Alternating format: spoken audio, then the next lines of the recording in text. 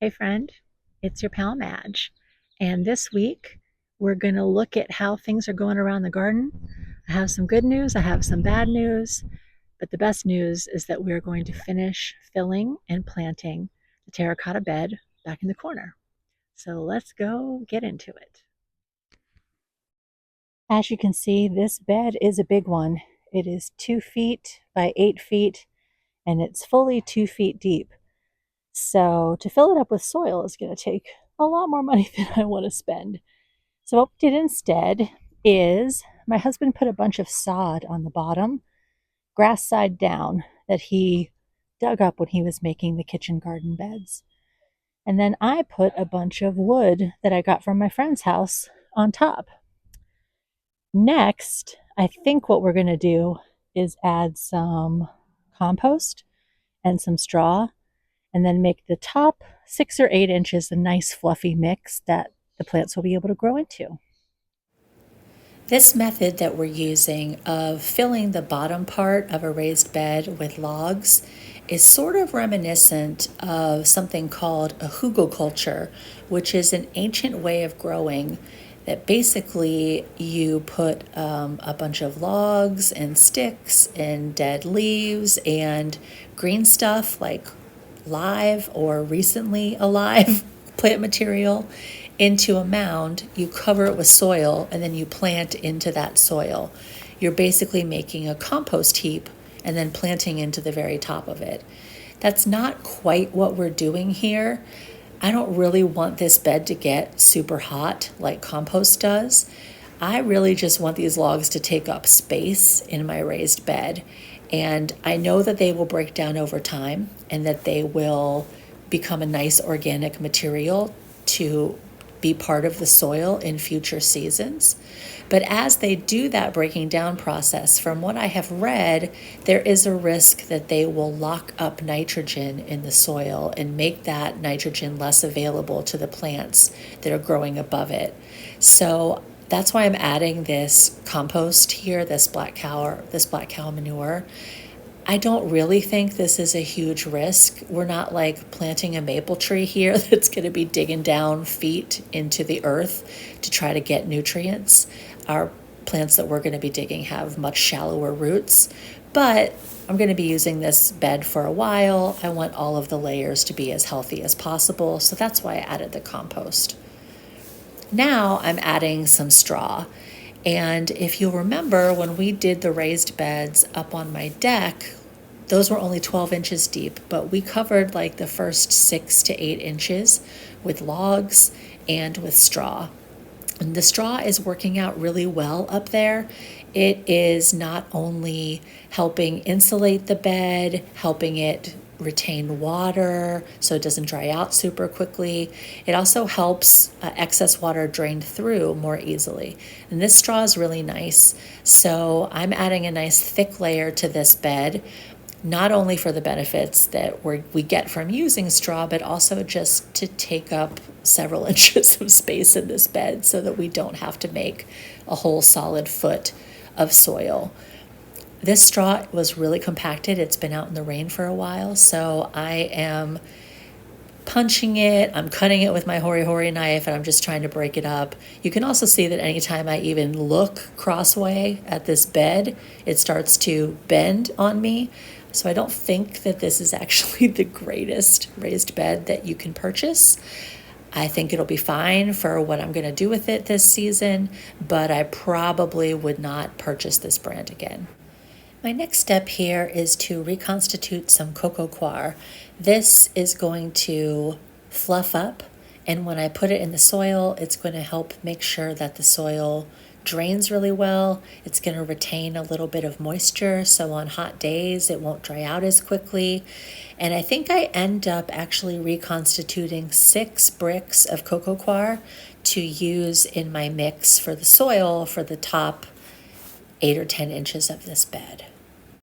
Next steps, I'm going to fill each of these little sections one at a time. I think that's just going to be easier for me to mix the soil and get it looking all good and fluffy. I'm going to use a mixture of topsoil and compost. I'm going to add some coco coir to increase the fluffiness. And I also have some vermiculite and some perlite that I might add depending on how it looks once I get the other ingredients in. So let's get it going. The first product I'm grabbing here is regular old topsoil. This is the stuff that if you went outside with a shovel and started digging, you would get some of this. In my area, it tends to be pretty dense, has a bit of clay, pretty claggy, and I'm noticing as I dump this out that there's a lot of clumps. So I'm going to get in there with my hands and I'm going to break those clumps up. And then I'm going to grab my next product, which is called Bumper Crop Soil Builder. This is a beautiful product. I love working with it. It functions like compost in that it adds a lot of nutrition to the soil, but it also has a light, airy texture. So when you mix it with something like topsoil, you make the soil a lot easier to work with and a lot fluffier. Well, why am I obsessed with fluffy soil?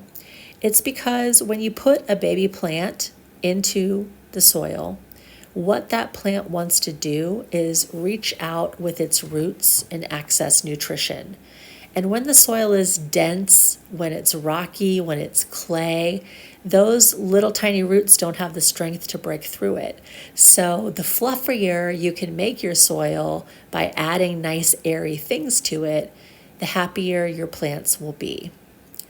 So now I'm adding some coco coir to this mix. That's also going to add some fluffiness and some lightness, and it's going to help with water retention and with drainage. Coco coir is nice because it comes in these bricks. You don't have to go buy a big bag. You just reconstitute it with water as we did earlier. And it's also an environmentally friendly product.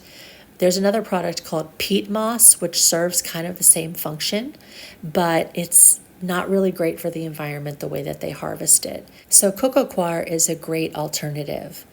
Now, as I'm mixing this, I can tell a couple of things. One, the soil is still too dense, so I'm going to need to go grab my perlite and mix some of that in.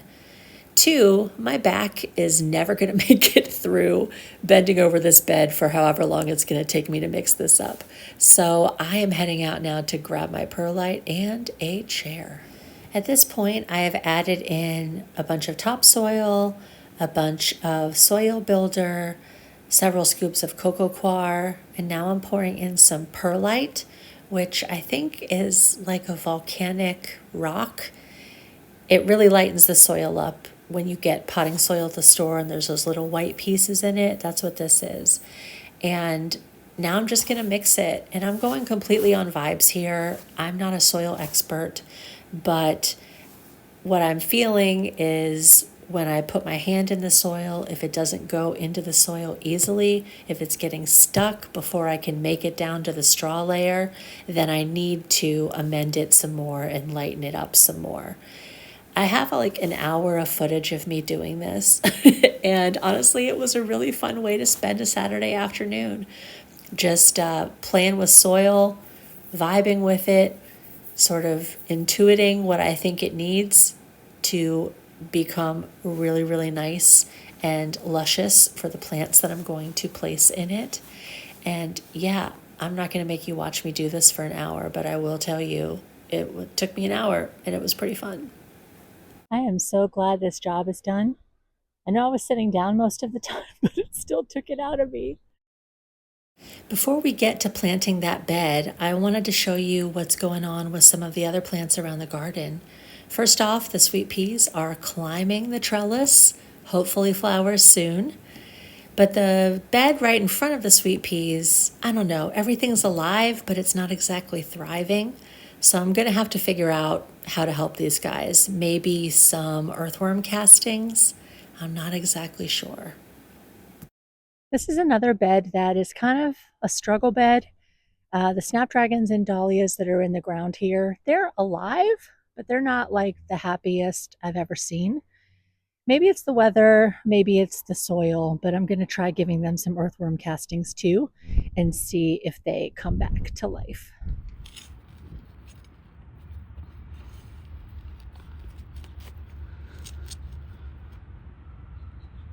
I don't think so, honey. I have some sad news to share.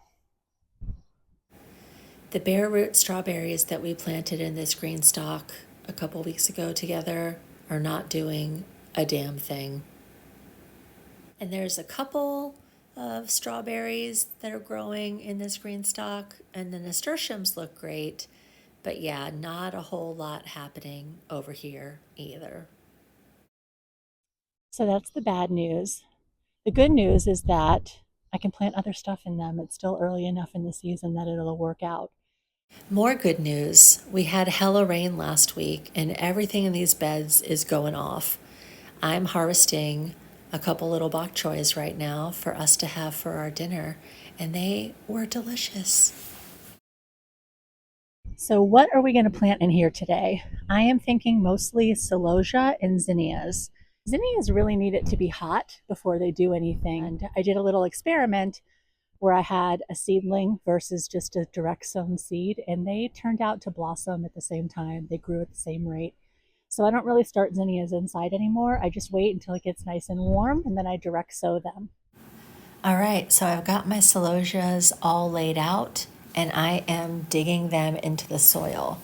They look a little bit sad at this point, honestly. They've been overgrown and ready to be planted for at least a couple of weeks now. I just didn't have a place to put them. So I'm glad that I'm finally getting them planted, and I'm hoping that after I water them in really well and they have a night or two to recover, they will stand straight and tall.